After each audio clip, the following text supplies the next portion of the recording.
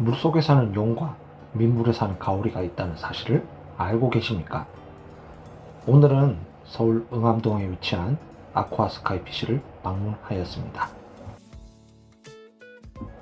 매장에 들어서면 제일 먼저 영업이사 소니가 손님을 반갑게 맞이합니다. 지하 매장 안쪽의 축양시설은 매우 크고 정비가 잘 되어 있습니다. 매장 한켠 커다란 수조 속에는 아시아 아로하나인 금룡들과 담수가오리 블랙다이아몬드가 활발하게 헤엄치며 매장을 방문하는 손님을 맞이합니다. 요즘은 전 세계적인 보건 위기로 인하여 미리 연락 주시는 고객분들께만 매장 문을 열어주신다고 합니다. 오늘은 아쿠아스카이피쉬 사장님을 뵙고 그동안 용과 담수가오리에 대해 품고 있었던 몇 가지 궁금한 점에 대해서 여쭙기로 하였습니다. 그럼 인터뷰 시작하겠습니다. 언제부터 용과 가오리에 관심을 가지게 되셨는지 궁금합니다. 2014년이니까 7년? 지금 8년째 예전부터는 아, 꽤 오래되셨군요. 그 당시에는 뭐 어떤 계기가 있진 않으셨겠습니까? 있었죠. 사실 당시에는 용이랑 고기는 뭐 영화에서나 정도, 가오리는 뭐 담수 가오리를 키운다는 어떤 그런 사실도 인지를 못하고 있었던 시절이죠. 근데 집안에 어머니도 돌아가시고 또 누나도 먼저 세상을 뜨시고 이렇게 하다 보니까 마음에 조금 안정이 좀 필요했었어요. 이 일호를 받기에는 가장이라는 어깨가 있으니까, 짐을 지고 있으니까 먼 돌파구를 찾아서 이 마음을 다스려야 되고 수습을 해야 되는데, 그때에 물고기에 빠지게 된 거죠. 물고기에 빠지다 보니까 처음에는 뭐 구피도 뭐 2만 원, 3만 원 하니까 깜짝 놀랐죠. 물고기가 이렇게 비싸고. 그러다가 용을 먼저 입문을 하게 되죠. 뭐 그때에는 뭐 청룡도 있고 홍룡도 있고 금룡도 있고, 금룡 중에서는 홍미도 있고 도배도 있고 과배도 있죠. 그 당시에는 과배라 하면 그래도 용에서 퀄리티가 좀 괜찮다 이렇게 됐었죠. 근데 요즘은 과배 가격이 많이 하락이 되다 보니까 전에 입문용이라고 홍미나 고배를 찾았었는데 그 사람들이 과배로 넘어오게 됩니다. 당연히 홍미하고 고배는 많이 이제 인기가 사그라들고 해외에서도 가격이 싸니까 수익 창출이 안 되니까 그걸 수출을 하려면 양식을 해야 되는 거예요. 먹이는 똑같이 먹는데 가격이 떨어진 개체를 수출을 한다는 것은 그 사람들도 안 맞는 거고, 관상학적으로도 금룡은 번쩍번쩍 해야 되는데 그러다 보니까 이제 과배로 가다 보니까 과배에서도 많이 이제 퀄리티별로 좀 나눠지죠. 머리가 보통 까맣고 그랬었는데 태닝이라는 기술적인 접목, 종어들의 어떤 퀄리티에 따라 가지고 머리가 금빛으로 들어갔든지 아니면 열이 1렬부터 6렬까지가 있는데 6렬이 등 비늘을 6렬이라고 6렬. 이게 6렬이 금으로 크로스가 돼 있으면 크로스백 과배라고 하죠. 그랬을 때 이제 그 완성도에 따라 가지고 등급입니다. 가장 등급을 보기 좋은 게 머리를 보는 거예요. 용 머리를 이렇게 위에서 아래로 내려다보면 헤드 배치, 골드 빛깔이 얼마만큼 들어가 있는가, 헤드에 50% 이상 들어가면은 골든 헤드라고 봐줄 수가 있죠. 이런 일반적 50% 전후로 되어 있는 헤드를 골든 헤드로 보고, 그게 프로테지가 60, 70, 80, 90 이런 식으로 골든빛이 많이 들어갈수록 퀄리티를 높게 보는 거예요. 첫 번째는. 다른 것은 또 이제 등 지르놈이 아니요, 그 앞핀 길이나 그다음에 후방 3핀, 도살핀 이런 것들의 그 금빛 정도, 크기 정도에 따라 가지고 또 퀄리티가 또 나눠져요. 어느 정도 용을 키워보고 매니아들이 그 기준으로 삼고 있는 게 좀 있어요. 그런 걸로 해가지고 퀄리티가 나눠지는데 요즘은 가장 높은 등급이 풀헬멧 골든. 그럼 풀 헬멧과 풀 골든 헤드라고 하는 건 그 용어 차이니까 둘 다 같은 놈입니까? 아니면 다른? 거의 같은 계열이라고 보면 되는데요. 이제 풀 헬멧은 이제 머리 기준으로 해가지고 그 금빛 농도를 보는 거고, 풀 골든이라는 것은 몸 전체 그 풀 헬멧도 블루 베이스가 있어요. 블루 베이스가 있는데 풀 골드이라는 것은 블루 베이스가 조금 약하고 황금색으로 보이는 애들을 풀 골드입니다. 아, 그렇군요. 알겠습니다. 그렇다면 제가 정말 궁금했던 것이 있어서 순서에 관계없이 우선 여쭙겠습니다. 먼저 용에 관련한 것인데요. 우리나라 사람들처럼 머리도 좋고 기술도 좋은 사람들이라면 금용이나 홍룡뿐만 아니라 해외 좋은 종어들을 수입해와서 교잡시키거나 번식시켜 국내에서 우수한 품종의 용을 개발하거나 품질을 향상시키는 것 또한 가능할 거라고 생각이 됩니다. 다른 한편에서 용들을 키우는 데 드는 사료와 냉난방에 필요한 어떤 광열비를 생각한다면 기후 조건이 매우 좋은 말레이시아나 인도네시아처럼 노지에서 키워내는 아로하나 농장의 용들과는 경제적인 측면에서 경쟁 자체가 되지는 않겠다 싶기는 했습니다. 하지만 만일 우리나라에서 사료나 광열비 문제를 획기적으로 해결할 방안이 마련된다면 국내에서도 용 양식과 품종 개량은 못할 것도 없지 않겠는가 하는 생각이 들었는데 국내에서는 이게 왜 불가능한 것일까요? 그게 암만 해도 관상을 한 것이 이런 게 있어요. 아무리 그 숫자가 많아져도 가치를 인정을 받고 꾸준하게 판매도 되고 그래야만이 그 양어장 산업이란 게 그게 연동이 되어야만이 살아남는 거니까. 그러면은 수요가 많아야 된다는 얘기인데 수요가 많으려면 키우는 환경이 간단하고 키우는 가정이 많아야 돼요. 가정이나 회사가. 그렇다 그러면 부피 종류나 소형어 종류로 해가지고 조그만 것들은 계속해서 그게 유지가 돼요. 히스커스 같은 경우도 국내에서 많이 번식 그걸로 소득을 많이 올리는 사람도 있습니다. 각 가정에서 할 수가 있는 건데 금룡이나 홍룡이나 가오리 같은 경우에 나중에 언급을 해드리겠지만 지금 그 용으로만 한정돼서 한다 그러면은 굉장히 국내에서 한다는 게 제가 생각할 때는 무모한다. 왜? 그 이유가 딱 그거예요. 우리나라에서도 아마 관상어 하나 하시고 그러시는 분들 꿈을 꾸어요 많이. 한국에서 못할 게 없지 않나. 물론이죠. 한국 사람들이 어떤 사람 대단한 우리 국민들 그 열정과 그런 걸로 충분히 할 수 있죠. 근데 거기에서 그렇게만 생각한다면 제가 제일 먼저 도전을 했을 겁니다. 근데 도전을 안 하는 이유가 있어요. 가오리는 지금 제가 선도적으로 지금 이렇게 하고 있지만은 용을 안 한 이유가 뭐냐면 용은 말레이시아에서는 금융이고 홍룡은 인도네시아가 그 원산지입니다. 근데 거기에서는 수백 마리, 수천 마리, 수만 마리 이렇게 많은 종자가 있어요. 거기에서 호수나 뚠벙을 만들어 가지고 이렇게 키우면서 자연 환경에서 키우면서 이걸 암컷이 알을 낳고 수컷이 알을 물었다든가 이렇게 해서 그걸 털어낸다 알을. 그래서 그것을 갖다가 꺼내서 엄청 좋은 수컷의 정액을 뿌려줘요. 정액을. 그러면 거기에서는 실제적으로 아주 좋은 암컷 오고 아주 좋은 수컷 오고 브리딩이 되는 거죠. 수정을 시키고 그걸 이제 생산을 해내는데 그게 한두 마리가 아니에요. 그쪽에서 여러 마리를 하기 때문에 좋은 개체가 나오고 가치가 좀 수출을 해도 도액을 받을 수 있는 그런 정도의 퀄리티가 이제 안정적으로 나온다고 봐요. 탈락시키고.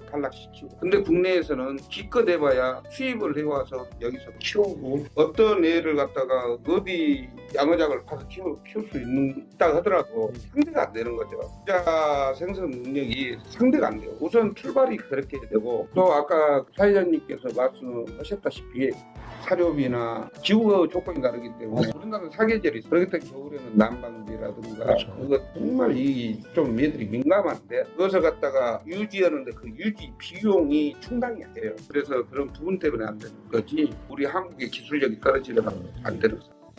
그렇다고 한다면 가오리는 왜 그게 가능할까요? 가오리는 가능한 이유가 있습니다.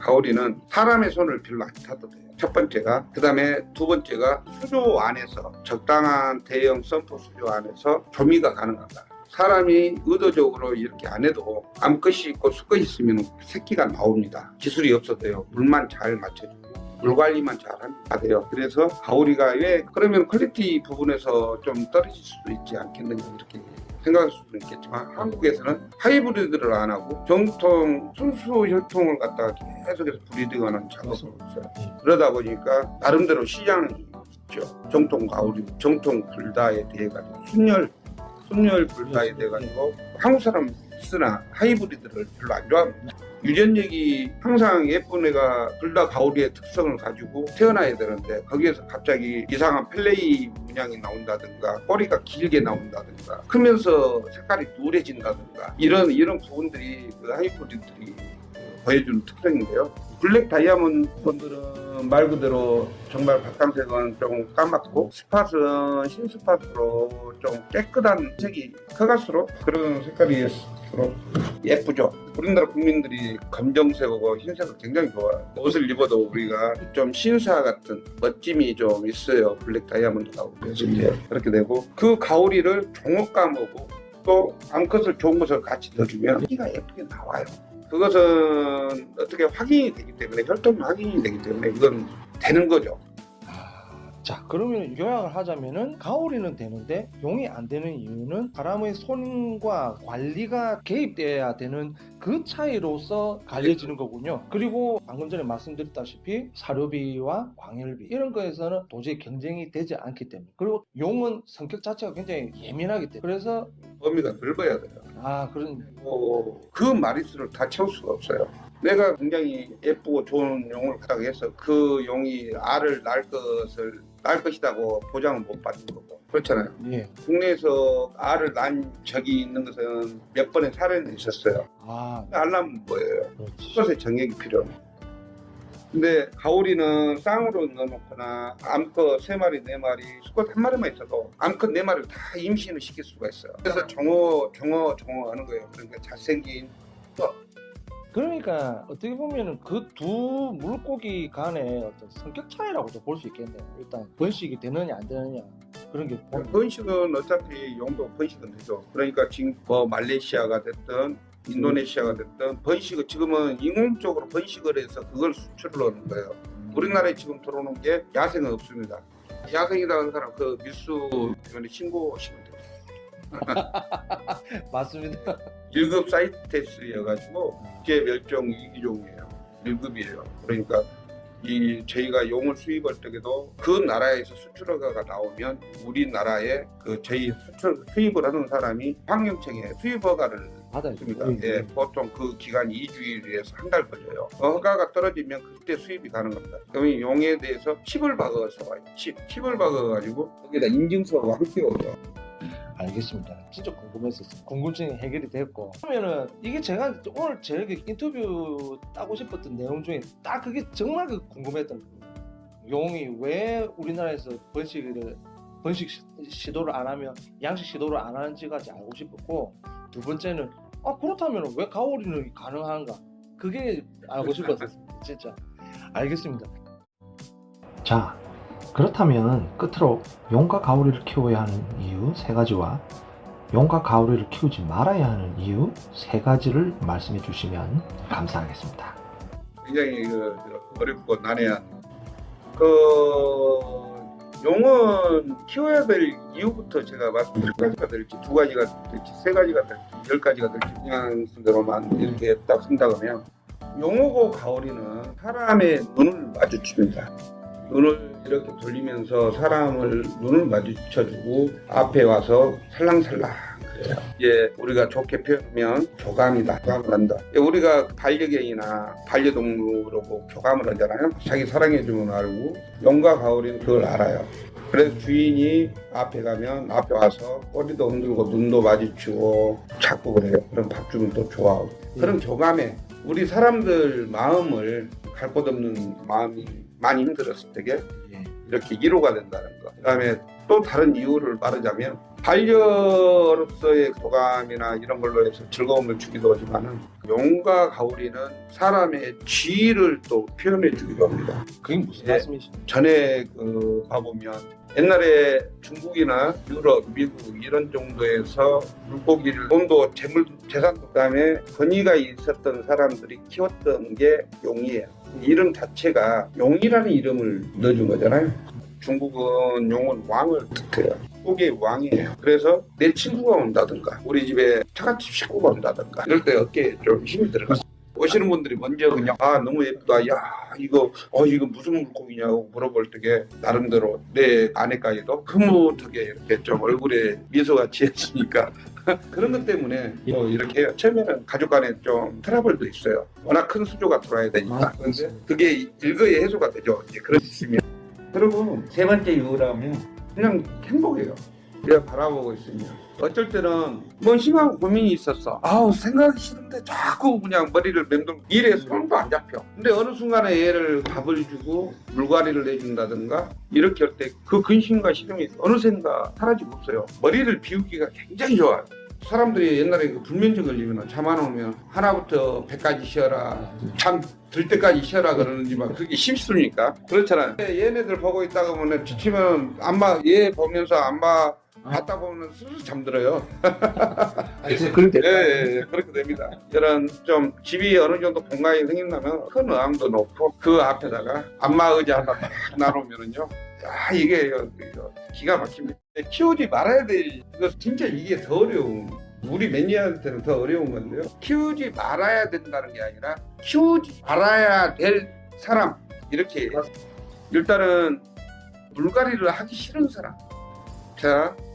사람도 공기 좋은 곳에서 살아야 건강하게 살 수가 있습니다. 근데 가오리나 용은 물에 살아요. 물에서. 맞습니다. 물이 오염되거나 물에 산소가 좀 부족하거나 물이 깨졌다든가 쉽게 말해서 아이들이 살 수 없는 그런 물 상태를 유지하게 되면 당장에는 생명에 지장이 없을지는 모르겠지만 그게 데미지가 와요. 오래 못 삽니다. 데미지가 한번 오면. 그리고 데미지가 먹으면 관상으로서의 그 자기의 어떤 다 품고 있는 그런 영양들 못 보여줘요. 다 병도 오고 그렇기 때문에 물 관리를 소홀히 할 사람은 안 키워야 되고 그 다음에 너무 과하게 먹이를 준다든가 하는 사람도 안 키워야 돼요. 왜? 가오리 같은 경우는 살아있는 미꾸라지 같은 거 잘못 먹으면 죽을 수 있습니다. 용도 마찬가지. 미꾸라지 이런 웬만한 애들은 괜찮은데 미꾸라지 같은 경우에는 우리나라에서는 이제 그 가오리나 용 먹이로 이제 살아있는 미꾸라지도 주고 그래요. 근데 얘네들을 허리를 가위로 이렇게 잘라주거나 이렇게 해서 움직임이 둔하게 만들어서 저도 가오리한테는 약간 타격을 받을 수가 있겠지만 용은 이 정도 주면은 상관이 없어요. 근데 가오리가 생각보다 내장기관이 굉장히 얕고 꼴깍꼴깍 돼 있어요. 이게 내장이 파열될 수가 있다는 거죠. 미꾸라지를 이렇게 우물우물 해갖고 삼켰는데 미꾸라지가 안에서 바로 안 죽고 꿈틀꿈틀. 그럼 가오리가 놀래고 그러다가 딱 그 어느 부분에 걸리거나 그렇게 되면 급사하는 경우가 생겨요. 그거 뭐 어차피 들어가기만 하면은 사그니까 상관이 없는데요. 칼로 잘라줄 때에는 머리 쪽에 초생딸 모양인 그 뼈가 있어요. 그건 보통 그쪽에 칼을 대는 게 아니라 그냥 잘라서 용 주면은 용이 잘 먹습니다. 용은 머리 쪽 주면은 영양도 풍부하고 좋아해요. 또 머리 한번 맛들으면 잘 먹습니다. 가오리한테는 조금 머리 쪽은 좀 피해주고 그리고 먹이를 잘 자라게 썰어줘야 돼요. 가오리는 용은 어느 정도 커도 자기들이 그냥 잘 먹는데 가오리는 뱃으시면 항상 좀 잘 자라게 썰어줍니다. 가오리 입을 비교를 했을 때게 가오리 입보다 더 작게 잘라주는 거예요. 아, 그게 한 가지 팁이군요. 예. 그게 내장 기관이 얇은 기관에 넘어가면 막힐 수가 있기 때문에 그러면 장염이 올 수가 있고 이래요. 그러면 장염 오면 파란 똥을 싸게 돼요. 그러니까 그런 크기를 가오리는 좀 충분히 삼켰을 때 무리가 안 되는 크기로 잘라줘야 된다는 거. 그리고 냉동식품 줄 때도 충분히 녹여주고 충분히 수조 물 온도 비슷한 정도로 녹여주는 게 좋습니다. 그래야 그 장염에서 벗어날 수가 있고요. 또 하나를 말하려면 그 마음이 나쁜 사람은 안 줘야 돼요. 사랑으로 대해줘야지. 이건 그 옛날로 보면은 뭐 우리가 관상어란 말을 옛날에는 잘 안 썼죠. 반려란 말을 안 썼죠. 지금은 뭐 열대어는 총 열대지방에서 총 망라해서 열대다 그러고 관상어는 그래도 나름대로의 그 관상을 목적으로 보여주는 것을 목적으로 하는 것을 관상어라고 하고 반려란 것은 그 가족인 가족. 이렇게 보면 용하고 가오리는 다가와요. 사랑으로 자기 표현을 합니다. 나는 당신을 사랑합니다 하는데 그거 갖다가 그냥 어떤 사람들 보면 이게 팍 이런 말도 하는 그래서는 안 되죠. 이게 이제 나쁜 마음이 있잖아요. 그러니까 이제 나쁜 사람은 마음을 곱게 쓰지 않는 사람은 키우지 말아라.